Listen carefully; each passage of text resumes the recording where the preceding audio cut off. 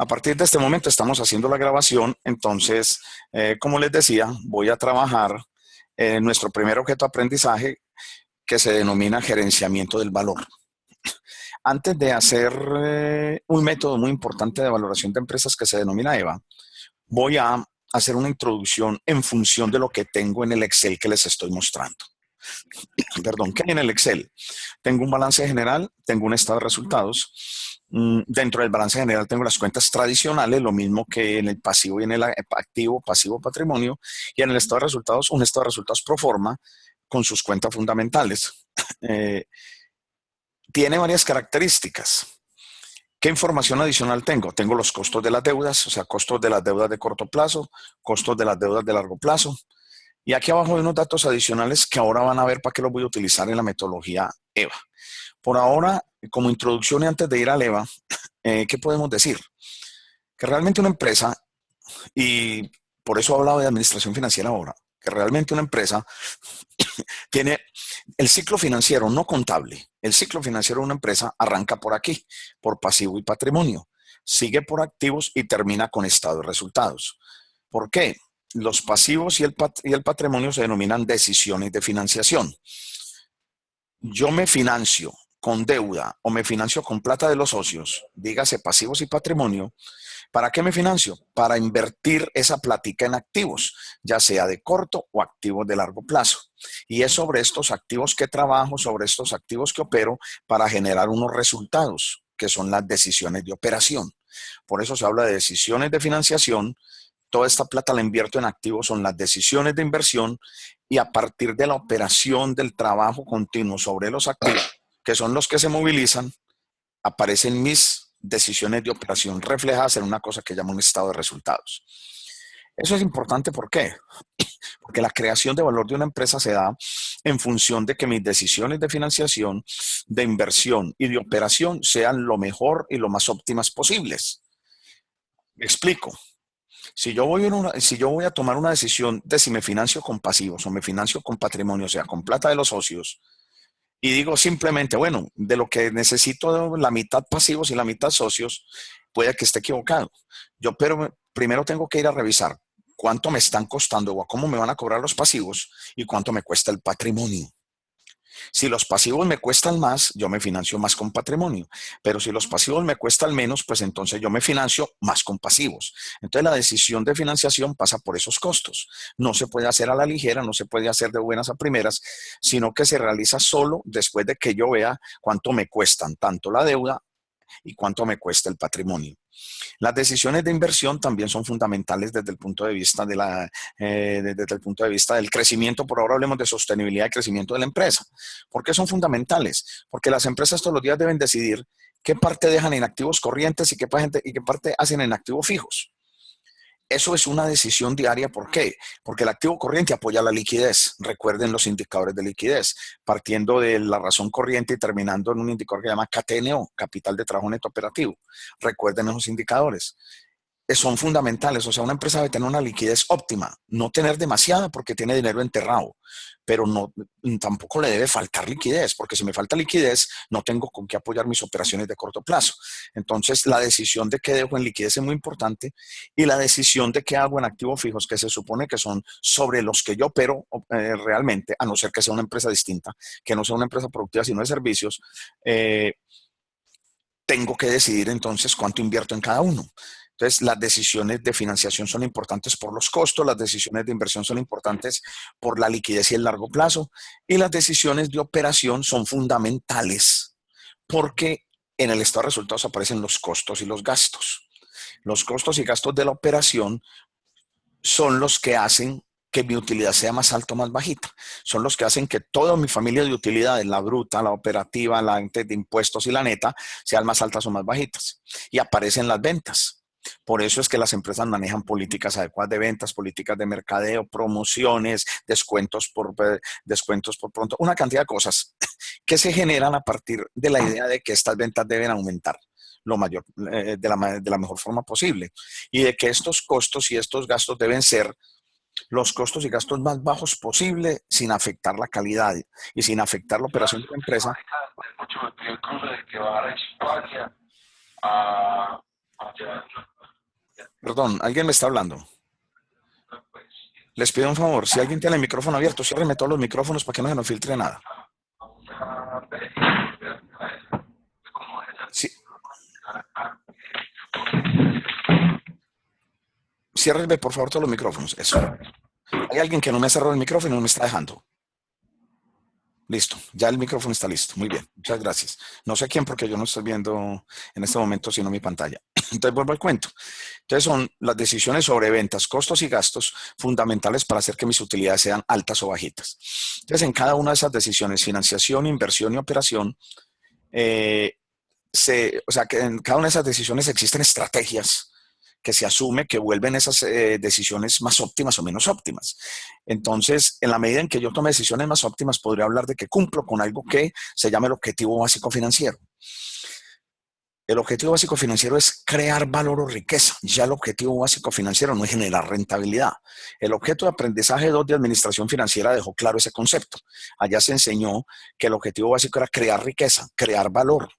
La riqueza y el valor están asociados a la permanencia, sostenibilidad, trascendencia de la empresa. Crear valor es crear, les pido un favor a quien acabo de entrar que me cierre el video. Muchas gracias. Eh, crear riqueza es garantizar, como les digo, permanencia, garantizar sostenibilidad, garantizar trascendencia en el tiempo. Y eso es lo que debe generar una empresa. Y lo otro que hay que decir es que la generación de ese valor o esa riqueza son única y exclusivamente propiedad de los socios. Entonces, realmente ya generar rentabilidad no es el objetivo básico financiero. O tener unos costos bajitos, no, esos son estrategias para yo generar o para yo tener una creación de valor alta. Entonces, realmente la creación de valor o riqueza de una empresa no está expresamente numéricamente definida en los estados financieros. Hay que ir a medirla, hay que ir a calcularla para saber si esa empresa está creando valor, cuánto dinero está creando de valor, cuánto dinero está creando, para poder saber entonces si esa empresa sí puede garantizar esa trascendencia, esa sostenibilidad, digamos, ese mantenimiento como empresa, obviamente como empresa generando rentabilidad en el tiempo. Entonces, la medición de esos criterios, o sea, la medición del criterio de generación de valor o riqueza, pasa por 2 o 3 grandes métodos. Por ejemplo, hay un método que se llama ELEVA, valor económico agregado. Se utiliza muchísimo, es tal vez uno de los métodos más usados para medir la creación de riqueza. Hay otro que se llama flujos libres descontados que voy a explicar en la sala de la semana entrante. También existe un criterio bien interesante, muy nuevo, que se llama la valoración de la marca. A veces las empresas no valen por lo que hacen o no hacen, sino por el valor de su marca. Pueden haber empresas que tengan una utilidad neta o rendimientos muy altos y un valor de marca muy bajito. O al contrario, pueden haber empresas que tengan generación y valor de marca muy alto con una operación como empresa que inclusive pueda estar cerca de la quiebra. Entonces, la semana entrante, cuando hagamos libres descontados, voy a hablarles un momentico de la marca. Me va a alcanzar un poquito el tiempo, alargamos la sala unos 10, 12 minuticos y les muestro los factores que se utilizan para valorar una marca, que son factores diferentes a los que se utilizan para valorar la empresa. Por una razón, la marca es un activo intangible. La marca es un activo diferido, que quede claro. Entonces, obviamente, valorar una marca no es lo mismo que valorar la empresa. Entonces, lo que vamos a trabajar hoy, acto seguido, después de hacer esta pequeña introducción, es un método que se llama valor económico agregado. Debo partir de ese método diciendo que lo que ELEVA mide, voy a repetirlo 2 veces, es, ELEVA ¿qué hace? Compara la capacidad que tienen los activos de generar rendimientos frente a lo que me cuestan esos activos. ELEVA ¿qué hace? Compara la capacidad de rendir que tienen los activos frente al costo que yo estoy pagando por mis activos. O sea, los activos son sobre los que yo trabajo para generar rendimientos. Entonces los activos son los que rinden. Y yo por esos activos tengo que asumir un costo cuando me financie que está en el pasivo y en el patrimonio y que se refleja en los estados de resultados. Entonces realmente lo que le va a hacer es ir a averiguar cuánto rendimiento me generaron mis activos. Y por otro lado va y calcula cuánto me cuesta esos activos, o sea, cuál es el costo que estoy pagando por ellos. Si esa diferencia, el rentabilidad del activo, menos el costo que pago por los activos, me da mayor que cero, es porque obviamente los activos rinden más de lo que cuestan. Está creando valor. Pero si la rentabilidad de mis activos me da menor al costo que estoy pagando por ellos, O sea, eso significa que el EVA me da menor que cero, quiere decir que estoy destruyendo valor. Entonces, el EVA parte de ese concepto general de creación de valor. Debo ir a definir dónde está la rentabilidad de mis activos y a calcularla. Y por el otro lado, debo calcular una cosa que se llama el costo que yo pago por mis activos. ¿Por qué pago un costo? Porque yo me tuve que financiar para poder invertir en ellos. Entonces, el EVA parte de todos esos criterios. Entonces, el EVA como fórmula general, lo tengo aquí, es una cosa que se llama WODI. WODI traduce utilidad operativa después de impuestos. La utilidad operativa después de impuestos en el criterio financiero es la rentabilidad real que tiene un activo. Y eso no está en ninguna parte, lo tengo que calcular. Vuelvo a decir el nombre, utilidad operativa después de impuestos. La utilidad que hay en el estado de resultados llama es utilidad operativa antes de impuestos e intereses. Esta es la utilidad después de impuestos. Listo. Eso es lo que rentan mis activos, menos todo lo que estoy señalando es lo que me cuestan mis activos. Mis activos me cuestan una cosa que es el costo de capital que pago por ellos. O sea, un porcentaje, yo pago un costo porque tengo unas deudas, porque tengo un patrimonio. Entonces yo aquí haría unos promedios para poder calcular el costo de capital. Pero yo pago el costo de capital ¿sobre qué? Sobre una variable que llama activos netos de la operación. Activos netos de la operación. Explico la razón. Uno crea valor o crea riqueza solo a partir de operar los activos de la operación. Acuérdense que en este balance general y en este activo, en este pasivo y en este patrimonio, hay cuentas que no son operativas. O sea, hay cuentas que no son producto del cumplimiento del objeto social de la organización. Hay cuentas que no son producto de yo hacer la operación de la empresa. Entonces, por eso es que eleva como creación de valor y los flujos libres descontados la semana entrante como creación de riqueza parten del hecho de medir el rendimiento del activo, utilidad operativa, el rendimiento del activo comparado con lo que pago, pero ¿por cuáles activos? Por los activos netos de la operación. O sea, que el resto de activos que no sean operativos no los puedo incluir. ¿Por qué? Porque esos activos no me generan valor. Les doy un caso. Yo tengo una empresa productora de zapatos y produzco muchos zapatos y vendo muchos zapatos. Mi objeto social es producir zapatos. Mes a mes me están quedando unos excedentes financieros en tesorería que yo estoy invirtiendo en una fiducia o con lo que estoy comprando, voy y compro CDTs al mercado. Esas inversiones no son operativas porque mi objeto social es producir zapatos. Entonces, esas inversiones que aquí llaman temporales no se pueden incluir dentro de los activos netos de la operación. Los activos netos de la operación son aquellos que son resultado exclusivo de la operacionalización del objeto social de la organización. Listo. Entonces, realmente el EVA es una resta. Resto la utilidad operativa después de impuestos, que es la verdadera rentabilidad que me generan los activos, menos lo que me cuesta. Si esto es mayor que cero, hay creación de valor. Si es menor que cero, hay destrucción de valor. Esta fórmula la explico ahora más tarde, porque el C sub K es el que vamos a averiguar cómo está acá. Primero voy a irme a hacer WODI, luego, entonces, ¿cómo voy a calcular? Primero voy a calcular la WODI, luego voy a venir a calcular los activos netos de la operación, y por último, calculo el costo de capital. Este costo de capital lo voy a familiarizar con el término. Para los que vieron administración financiera, para los que en contabilidad se acuerdan, es lo que se llama WACC, W-A-C-C, lo que se llama así. Le voy a poner el nombre aquí para que lo familiaricen. Este WACC es este mismo costo de capital. Entonces, para que sepan que el criterio es exactamente el mismo que vamos a utilizar para calcularlo. Y lo voy a explicar aquí. Entonces, aquí tengo un balance general con todas sus cifras, un estado de resultados. Aquí, a mi derecha, tengo el EVA. Primero tengo enumerado cómo voy a calcular la WODI, luego activos netos de la operación y luego cómo voy a calcular el costo de capital. Entonces, hagamos EVA. Primero, WODI, el nombre lo dice, utilidad operativa después de impuestos. Eso significa que yo cojo la utilidad operativa y le resto los impuestos. ¿Listo? Yo voy a borrar esto y lo voy a volver a calcular. Eso significa que yo cojo la utilidad operativa, entonces voy a coger la utilidad operativa. ¿Dónde está mi utilidad operativa? Está aquí. Listo. Le voy a restar mis impuestos. ¿Cuántos impuestos se pagan? Si estamos hablando de una empresa Colombia, se pagan el 34% de impuestos. Si fuese una empresa de Estados Unidos, otra cosa. En Estados Unidos pagan impuestos desde el 24 hasta el 52%. Hay una razón muy clara, son estados federales. En cada estado la política impositiva es distinta. En Estados Unidos hay miles de exenciones de impuestos para cuando la empresa trabaja la responsabilidad social empresarial. Aquí en Colombia todavía no sucede. Entonces, vamos a asumir que esto es una empresa Colombia. Entonces, los impuestos son del 34. Le voy a sacar el 34 a esto. ¿Listo? Por .34. Y la UDI es esa diferencia. La UDI será simplemente mi utilidad operativa antes de impuestos e intereses restándole el valor del impuesto. Ya tengo mi UDI totalmente calculada, me demoré 12 segundos. Si yo tengo un estado de resultados listo, esto se demora 12 segundos. No se demora más de cálculo. ¿Parte de dónde? Del mismo criterio que establecí para los activos. En el estado de resultados lo que hay entre las ventas y la utilidad operativa son las actividades de operación operativa de la empresa. Esto es lo operativo. Lo que estoy en este momento señalando. Todo lo que hay de aquí para abajo es no operativo.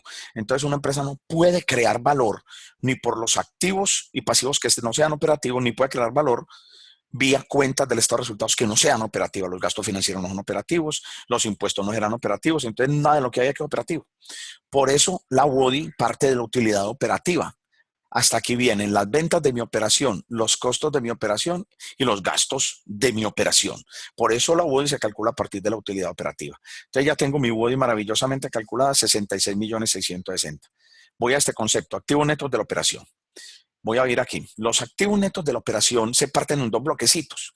Primero, si ustedes revisan aquí, activos netos de la operación, yo voy a hacer primero estos, voy a averiguar estos, los activos de la operación. Y luego voy a los netos, porque a mí me enseñaron que una cantidad neta nace de coger una cantidad total o bruta y restarle un valor. Entonces, para hacer estos activos netos, tengo que hacer dos operaciones. Tengo que irme a escoger de este estado de resultados, de estos activos específicamente, cuáles son operativos y cuáles no. Yo me voy a ir a escoger esos activos operativos. Los activos operativos son las cuentas resultado del ejercicio del cumplimiento del objeto social. El efectivo no es operativo. El que creyera que el efectivo es operativo, lo estoy bajando de la nube. Es una cuenta para nada operativa, porque el efectivo viene de varias fuentes. Primero, el efectivo viene de las ventas de la empresa. Hasta ahí es operativo. Pero cuando me devuelven impuestos de la DIAN, cuando yo vendo un activo fijo que está depreciado, cuando me entregan intereses de un CDT, cuando me entregan dividendos de unas acciones que tenía en otra empresa, todo eso son actividades no operativas. Por lo tanto, el efectivo no es operativo. La cuenta por cobrar, totalmente operativa, la voy a señalar. Porque la cuenta por cobrar viene de las ventas a crédito. Los inventarios, totalmente operativos. Estos son los que rotan aquí a inventario de materia prima, de producto en proceso y producto terminado. Las inversiones temporales, por obvias razones, no son operativas. Estas son inversiones en fiducias, inversiones en CDTs, que la empresa tiene menos de un año y que son producto de sus excedentes financieros. No son operativas. Los activos fijos, totalmente operativos. Es sobre los que yo opero para poder producir. Y los otros activos no son operativos. Aquí hay, por ejemplo, valorizaciones de terrenos, hay inversiones de largo plazo como los derivados. Entonces, no. Las cuentas que están en rojo son mi activo operativo. Entonces, yo voy a venir aquí, por ejemplo. Aquí va a estar, pero lo quiero explicar desde esta parte. Los activos operativos son la cuenta por cobrar más el inventario más los activos fijos. O sea, si yo coloco aquí mis activos operativos, yo diría, vea, mis activos operativos son cuenta por cobrar más inventario más fijos. Listo, ya tengo una parte. Pero yo tengo que llegar al activo neto de la operación. Y a mí me enseñaron que yo parto de un valor bruto, que en este caso es el que acabo de hacer, y le tengo que restar algo. Para llegar al activo neto de la operación, hago la misma operación que a ustedes les enseñaron a hacer en una cosa que llama KTNO. El KTNO, por fórmula capital de trabajo neto operativo, que vieron en contabilidad y vieron en administración financiera, el KTNO es cuenta por cobrar más inventario menos cuenta por pagar. El KTNO es capital de trabajo neto operativo. Para volver ese capital de trabajo neto, le resté la cuenta por pagar. Aquí hago lo mismo. Para yo volver este activo operativo neto, simplemente le resto la cuenta por pagar y tengo lo que se llama mis activos netos de la operación. Esto se llama activos netos de la operación. ¿Qué es lo que tengo aquí? Mis activos netos de la operación son esto. Cuenta por cobrar más inventario más fijos. Cuenta por cobrar más inventario más fijos menos cuenta por pagar. Y como la cuenta por cobrar más el inventario menos la cuenta por pagar se llama KTNO, acuérdense que nunca los olvidé esto. KTNO, capital de trabajo neto operativo es, capital de trabajo neto operativo es cuenta por cobrar más inventario menos la famosa cuenta por pagar. Entonces, si yo parto del hecho que el capital de trabajo neto operativo es esto, y miro esta fórmula, Cuenta por cobrar más inventario menos cuenta por pagar se llama KTNO y le sumo los fijos para tener los activos netos de la operación. Por eso el activo neto de operación es KTNO más fijos, que es lo que tengo aquí. Entonces realmente yo calcular mi activo neto de la operación es un simple, sencillo y fácil asunto de suma. Yo vengo, entonces vengo a los activos netos de la operación, perdón, estaba en la parte que no era, voy a sacarla, me voy para acá. Entonces vengo y digo, me voy a ir de una vez a balance general y de una vez la voy a sumar, cuenta por cobrar más inventario más fijos y le voy a restar cuenta por pagar. Y tengo mis activos netos de la operación listos. Véalos aquí. Entonces ya tengo mi activo neto de la operación y tengo lo que se llama mis utilidades operativas después de impuestos. Si yo tengo un balance general consolidado, calculando el activo neto de la operación, me demoraré más o menos otros 15 segundos. Y aquí otros 15, llevo 30 segundos haciendo un EVA, que es muy fácil. Entonces, ¿yo por qué arranqué así? Recuerden la definición. EVA es WODI, rentabilidad del activo, menos el costo de capital que estoy asumiendo pagando por los activos. Y esos activos son cuáles por los que yo pago, por los activos netos de la operación. Entonces me fui y generé los activos netos de operación que concluí que son esta suma que hay aquí. Y por eso entonces ya tengo mis activos netos y tengo mi utilidad operativa después de impuestos. Me quedó faltando una cosa que llama C sub K, que dije ahora que era semejante o que era lo mismo que se denominaba WACC, promedio ponderado del costo de capital, o que se denomina costo de capital. Yo no voy a hacer por partes, aquí está la fórmula general, pero les voy a mostrar por partes qué es la cosa. Este C sub K tiene dos divisiones. Primero, voy a ir al pasivo. En el pasivo, o sea, el C sub K es el costo de capital y yo pago el costo, o sea, yo pago costos por la financiación completa. Yo me financio con pasivos y me financio con patrimonio. Entonces yo tengo que pagar costos por los pasivos y tengo que pagar costos por el patrimonio. Entonces el C sub K es una combinación de los costos de pasivo y de los costos de patrimonio.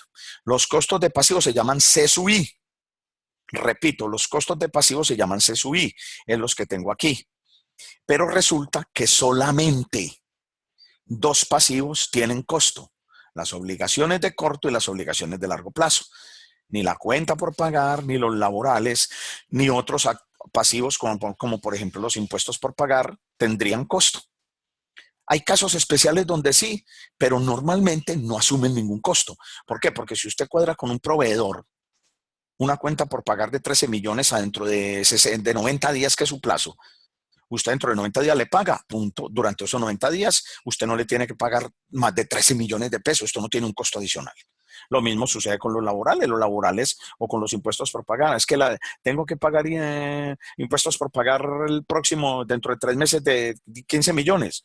Usted si le paga dentro de los 3 meses o al final de los 3 meses a la DIANE ya no le va a cobrar ningún tipo de interés. Esos pasivos adicionales tendrían costo si yo fuese incumplido en su pago y tuviera que incurrir, por ejemplo, en intereses derivados de las moras. Pero se asume que las empresas actúan de buena fe. Entonces se asume que la cuenta por pagar se paga en su tiempo, que los laborales se pagan dentro de los plazos y que entonces solo me quedan las obligaciones de corto y las obligaciones de largo plazo como pasivos con costo. ¿Qué es eso? Obligaciones de corto plazo, los préstamos que tengo a máximo un año. Las obligaciones de largo plazo, préstamos a más de un año. Aquí está la tasa de interés a la que me cobra el sistema financiero. Esto es un ejemplo. No está tan lejos de las tasas de interés que cobra Colombia hoy. No me preocupe. Hoy, por ejemplo, consulté en Bloomberg. Me encontré que las tasas corto plazo, Colombia estaban entre el 8,75 y 9,41. 9,30 es una tasa factible. Y que las tasas de préstamos a largo plazo podrían estar, préstamos naturales, normales. No estoy hablando de préstamo vivienda, eso es otro cuento. Obligaciones financieras a largo plazo podían estar oscilando entre el 13 y el 18, 19, 20%. No llegan a la usura. Entonces, este 14,5 es un valor que está dentro de la realidad colombiana hoy, lo mismo que el 9,3 de costo de corto plazo. Entonces, realmente, este costo del pasivo se reduce al costo de las obligaciones de corto y largo plazo y con eso tendría CSUI. Enseguida lo voy a construir. Listo. Enseguida voy a construir CSUI. Y me falta el costo del patrimonio. El costo del patrimonio es un costo de oportunidad. ¿Cómo así? Es el costo que asume un socio o varios socios cuando vinieron a esta empresa y pusieron y ponen sus 110 millones de pesos. Y en vez de coger esta plata y haberla invertido afuera en el mercado. Me explico, yo tengo tantos millones. Ah, yo voy a ser socio de esta empresa. Voy, pongo mi plata en esta empresa o compro acciones de esa empresa, que es otra manera. Voy y compro acciones de esa empresa si está emitiendo acciones. Me vuelvo socio de esta empresa. Me vuelvo socio. Entonces, cuando yo voy y me vuelvo socio de la empresa, o sea, cuando yo hago el ejercicio, lo que dije acciones ahora es cierto, para que no lo olviden. Hago un paréntesis ahí. Los socios pueden directamente aportar dinero en unas empresas que son las empresas limitadas, pero en las sociedades anónimas el aporte de los socios a patrimonio es vía acciones. Acuérdense de eso. Es vía acciones, entonces. Y vía acciones cuando hay emisión primaria. Vía acciones cuando hay emisión primaria. Entonces, decía que esto es un costo de oportunidad. ¿Por qué? Porque cuando yo decido poner mis 110 millones de pesos aquí, dejé de colocarlos en el mercado. Y en el mercado hay una tasa que yo me hubiera ganado si los hubiera puesto allá. Esa tasa es un costo de oportunidad. Eso es el costo del patrimonio. Y ese costo de patrimonio se calcula a través de un modelito que se llama CAPM. Entonces yo voy a ir primero a calcular el C sub I, lo explico y luego explico el CAPM. Entonces voy a venir aquí por partes. Calculemos C sub I primero. Listo. El C sub I es el costo de las obligaciones financieras. Voy a repetir qué es, para que repasen matemáticas. El C sub I es el promedio ponderado de los pasivos que tienen costo. En este caso, el C sub I es el promedio ponderado de las obligaciones financieras de corto y largo plazo. Les recuerdo que es un promedio ponderado. ¿Por qué ponderado? Porque es que los valores son distintos. Mira que aquí se ve 21 millones y aquí 24. Si yo aquí debiera 21 y aquí 21, no sería sino sumar estos dos y dividir por 2, hacer un promedio simple. Pero como los montos de las deudas son distintos, tengo que hacer un promedio ponderado. El promedio ponderado es este valor por esto, más este por esto, dividido entre la suma de las dos obligaciones. No puedo dividir entre la suma de todo el pasivo por lo que dije ahora, porque el resto del pasivo no tiene costo.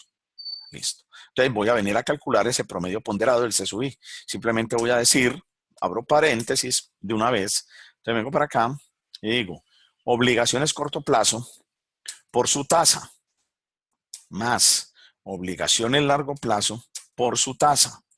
Cierro paréntesis, perdón, cerré que no era, cierro paréntesis. Y esto lo divido, vuelvo y abro paréntesis, entre la suma de las dos obligaciones, corto más largo plazo. Y cierro paréntesis. Y tendré el costo interno de mis deudas. Ese costo es, uno podría decir que en promedio, la empresa está pagando por sus obligaciones financieras un 12,07%. Costo interno de pasivos. Mire lo que aquí dice. Costo interno, inclusive le voy a agregar algo para que entiendan que este OV es obligaciones financieras. Listo. Entonces, mire, este se sube es simplemente un promedio ponderado. Lo que acabo de hacer de cada valor por su costo y de cada valor por su costo y dividir entre esa suma es un promedio ponderado. Me voy a ir al CAPM que lo tengo aquí arriba. Dije que el CAPM es un costo de oportunidad del mercado, lo que el socio está dejando de ganarse en el mercado de capitales por ganárselo en la empresa invirtiendo su plata aquí en el patrimonio. El mercado de capitales tiene muchas opciones. El mercado de capitales, por ejemplo, tiene opciones renta fija. ¿Qué es la renta fija? Hombre, la renta fija, como su nombre lo indica, es una inversión que yo desde el principio sé que me voy a ganar. Es una inversión que nace, crece, se reproduce y se muere. Tiene vida útil, o sea, nace en un tiempo y se muere dentro de determinado tiempo. O sea, que es temporal. Y tercero, prácticamente su nivel de riesgo es cero. Ejemplo, un bono. Ejemplo, un CDT. Ah, que es que gano muy poquito, por eso, porque es que el nivel de riesgo es cero. Entonces usted, como no corre riesgo contra esa rentabilidad, a usted le dice un CDT, le voy a dar el 8,3%. A fin de año el CDT le paga el 8,3%. O sea, usted no corre riesgo de que no le paguen el 8,3%. Esa es la característica de la renta fija. O el mercado también me entrega renta variable. ¿Qué es la renta variable? Aquellas inversiones asociadas a riesgo. Ejemplo, las acciones son inversiones asociadas a riesgo. Porque yo compro una acción y la acción me paga el premio que paga una acción se llama dividendos. Entonces la acción me paga un premio a mí en la medida en que la empresa que está representada por esa acción gane o pierda. Si la empresa genera utilidad neta, a mí me dan dividendos. Pero si la empresa genera pérdida neta, yo tengo pérdida. Si la empresa genera una utilidad muy bajita, un año, yo tengo una ganancia mis dividendos muy bajitos, pero si al año siguiente genero grandes utilidades, puede que mis dividendos sean muy altos. Entonces, el premio que entrega básicamente una acción que llama dividendos depende de la funcionalidad de una empresa, o sea, que asume riesgos porque la empresa depende del entorno, la empresa depende de los competidores, la empresa depende de los nichos de mercado, de muchas cosas, y porque no siempre tengo la garantía de que la empresa gane. Conclusión, la renta variable es atemporal. Nace, crece, se reproduce y nunca se muere, excepto si la empresa se liquida definitivamente. No es como la renta fija. Yo compro un CDT un año, nace el 20 de mayo y cierra el 19 de mayo del año entrante. Las acciones no. Yo compro una acción el 20 de mayo. Y si la empresa vive toda la vida van a vivir. Las primeras acciones que emitió la Ford en el mercado americano fue en, creo que en 1903, 1904. Esas acciones todavía se negocian en bolsa porque la Ford como empresa aún existe. Ecopetrol, las primeras que emitió en Colombia, las emitió en septiembre de 2007. Las acciones ahí están andando. Y si Ecopetrol se muere dentro de 60 años, esas acciones durante los 60 años de Ecopetrol ahí estarán vigentes. Normalmente, excepto si hay unas operaciones excepto si se hiciera una recompra, que es lo que les voy a explicar en el tercer objeto de aprendizaje que se llama políticas de dividendo y recompras. Ahí les explico cómo se hace una recompra. Entonces, eso no tiene, o sea, no tiene periodo de vencimiento. Segundo, se llama renta variable porque yo no sé qué me voy a ganar. En cambio, la renta fija sí sé. Y tercero, la renta fija no corre riesgo si esta corre riesgo. Entonces, el mercado me da dos opciones: invertir en renta fija o invertir en renta variable. Ese par de opciones que me da el mercado es lo que todo inversor hace cuando tiene un portafolio para invertir. Uno asume que los inversores son racionales cuando toman decisiones. Me explico qué es la racionalidad de un inversor. Es que un inversor no va a colocar todos los huevos en la misma canasta. Si yo coloco, me mandan por el desayuno y me mandan a comprar 30 huevos y los pongo en la misma canasta, se cayó la canastica, se quebraron todos los huevos. En cambio, si yo parto los huevos en 3 canastas y se quebró una, todavía con los otros 2 tengo para desayunar. Significa que cuando yo hago un portafolio lo debo diversificar. Aquí asumimos que el inversor y que el socio que puso su plata aquí, si hubiera invertido en el mercado, era un inversor racional. Listo. Que invierte tanto en renta fija como en variable, o sea, invierte en aquellas donde no tiene riesgo para asegurarse una ganancia e invierte en aquellas donde hay riesgo para tratar de ganar un poquito más. Entonces, ese modelo que me mide lo que el mercado financiero o de capitales me está entregando se llama CAPM. ¿Cómo funciona? Lo explico. Voy a borrar todo esto que si no, no hago sino enredarles la vida. ¿Cómo los...? Entonces, en el mercado, la renta fija me genera un premio, una tasa de interés. Esa se llama RF. La renta variable me genera un premio que llama RM. Ahora, dijimos que en ese mercado habían riesgos. Ese riesgo se llama beta. Listo. Si yo tengo un mercado, este dato que aquí es el mercado colombiano real. En este momento el mercado colombiano me da, en el mercado de capitales, me está dando un 12% más o menos al año. Si invierto en una tasa sin riesgo, me está dando el 8%. Este 8% son una cosa que se llama títulos TES, TES, Tesorería General de la Nación. Los de 5 años me dan un premio del 8 al 8,5, o sea que este valor es real. Y las mejores acciones en este momento, como en Colombia, como Grupo Sura, como Nutresa, año contra año me podrían dar el 11 o el 12. No es un gran premio, nuestro mercado está naturalizado en este momento. Pero esto es lo que me están dando. Si usted invirtiera en este mercado, el valor máximo que se puede ganar hoy, si no hubiera riesgo, es el 12. Y el valor mínimo que gana es el 8. Entonces uno asume que los inversores son racionales e invierten aquí y aquí. O sea, que invierten una parte en inversiones sin riesgo y otra parte en inversiones con riesgo. Listo. Yo voy a hacer un ejemplo. Entonces, si yo voy a invertir a ese mercado, lo máximo que me gano es 12. Vamos a ponerlo aquí un segundito, porque esta explicación me parece que es importantísimo que la entiendan. Lo máximo que me gano es el 12%. Listo. Lo máximo que me voy a ganar yo aquí es el 12.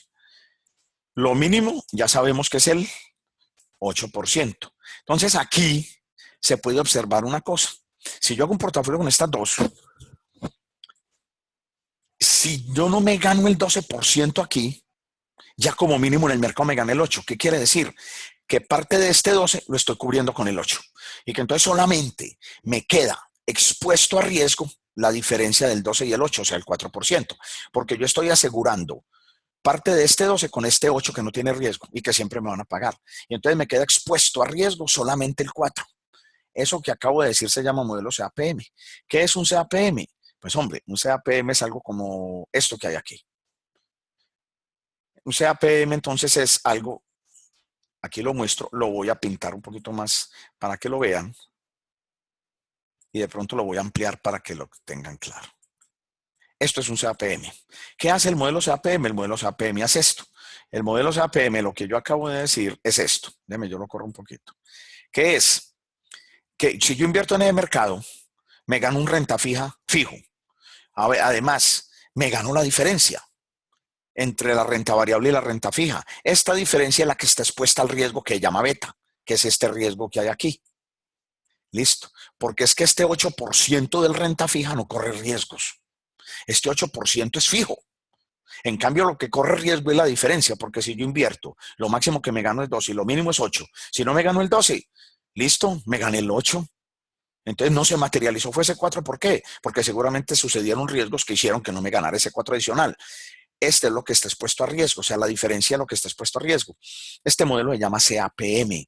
Es un modelito, traduce algo así como costo de activos ponderados de mercado, costo de activos ponderados de mercado, que mide lo que en un momento determinado el mercado de capitales le da a un posible inversionista. Entonces, en nuestro mercado, a este señor, y ya dijimos que lo que le da a un posible inversionista es el costo de oportunidad, o sea, lo que el socio dejó de ganarse por poner su plata aquí, en vez de haberla traído para ponerla en el mercado. Entonces, este CAPM lo voy a calcular con los datos que tengo aquí. CAPM me dice es RF, voy a buscar RF. Entonces, CAPM viene y me dice RF, tasa sin riesgo, más el riesgo, perdón, más el riesgo, multiplicado por la diferencia entre RM menos RF. Y aquí sí me permito cerrar el paréntesis. Y tengo mi CAPM. Entonces, el mercado colombiano en este momento, lo máximo que le podría dar a usted si se materializa sería 12,93%. Eso es lo que el inversionista sacrifica hoy por tener la plata aquí guardada y no tenerla en el mercado colombiano. Entonces, yo ya tengo de este costo de capital el componente del CSUI, que es el costo de pasivos, y el componente de patrimonio, que es el CAPM, como dice aquí. Entonces, ahora sí, me voy a ir a la formulita. Simplemente, entonces, ese costo de capital es lo que tengo aquí, pintado de hacia la derecha. Es el CSUI. Pero el CSUI, hay dos modelos. Yo voy a trabajar con este, que es el que está en los documentos, pero enseguida les menciono el otro para que no se los olvide. Este CSUI hay que ponderarlo por la relación pasivo sobre activo. El pasivo total sobre el activo total son lo que llama nivel de endeudamiento. Entonces, el nivel de endeudamiento es el que hace que yo tenga pasivos o que yo tenga, o sea, el nivel de endeudamiento es el que me permite a mí ir a mercado y endeudarme. Recuerden, administración financiera, ¿qué nivel de endeudamiento? De todo lo que tengo, cuánto debo. Entonces, si yo de todo lo que tengo debo mucho, a mí el mercado no me va a prestar. Yo tengo que financiarme con patrimonio. Por eso esta relación es la que me dice qué tan alto, qué tan bajito es esto. Entonces, lo pondero por esa relación y esa relación es deducible de impuestos. Le tengo que restar los impuestos. Acuerda que en Colombia los impuestos son del 34. Y le sumo el CAPM, que es el costo del patrimonio. Precisamente, ¿quién asume ese costo? El socio, patrimonio, y lo pondero sobre el activo para que no me cambie la igualdad. Si yo sumo pasivo total sobre activo total más patrimonio sobre activo total, eso me da 1. No habría afectado la ecuación. Entonces, en ese sentido, y lo multiplico. Acuerde que todo esto, o sea, lo que hay desde el C sub I hasta aquí es el C sub K. Acuerde que al final me toca multiplicarlo por los activos netos de la operación. ¿Qué voy a hacer? Me voy a ir a calcular el C sub K.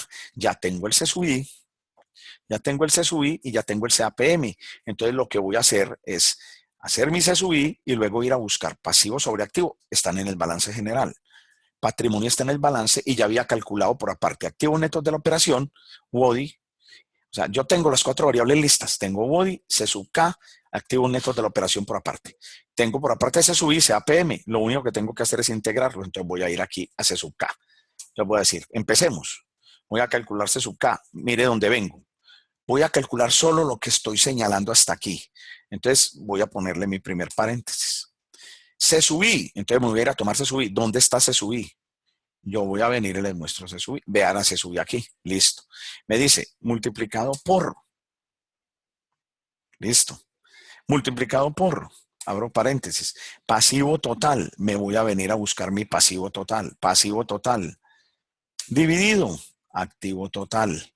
Y eso me dice, cierre paréntesis, estoy aquí. Eso lo debe multiplicar por, abro paréntesis, 1 menos. En Colombia los impuestos, repito, son del 34%. Y cierro paréntesis. Y a eso le sumo, voy aquí donde tengo el cursor, más CAPM, me voy a buscar mi modelo CAPM. ¿Dónde está mi CAPM? Véalo aquí. Según la fórmula, yo ya escogí mi CAPM y eso lo multiplico por paréntesis, patrimonio dividido activo total. Cierro paréntesis, cierro paréntesis.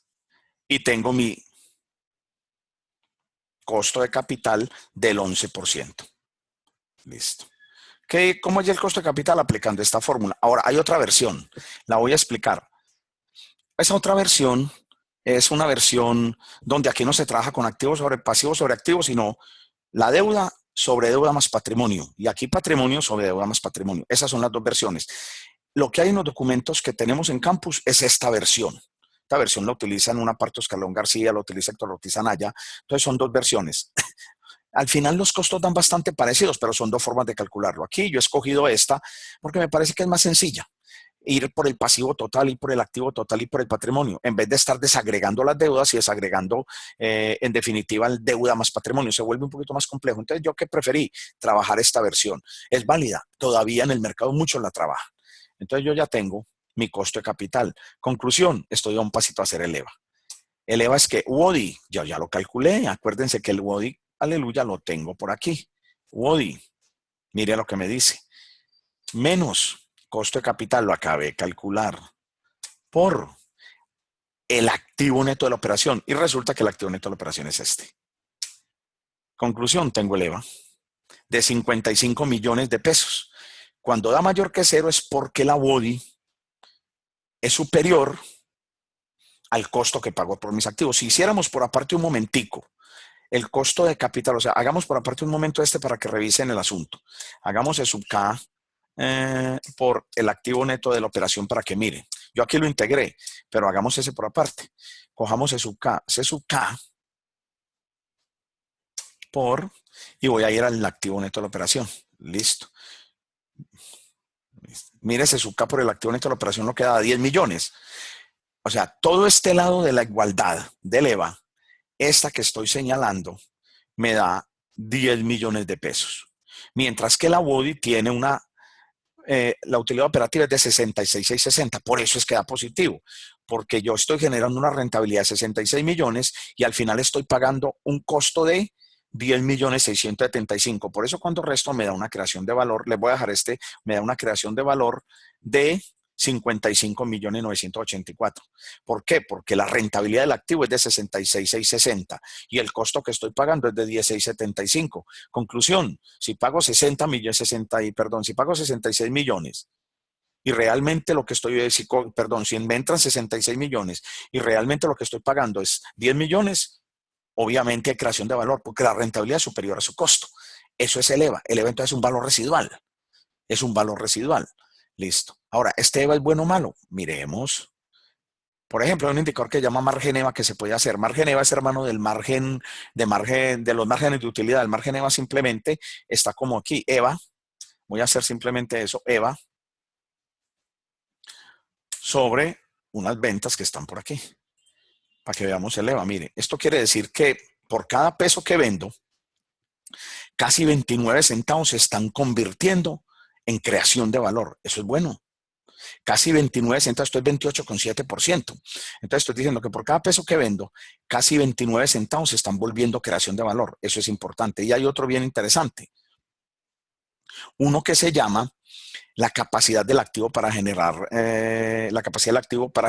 EVA, para generar creación de valor. EVA sobre activo total.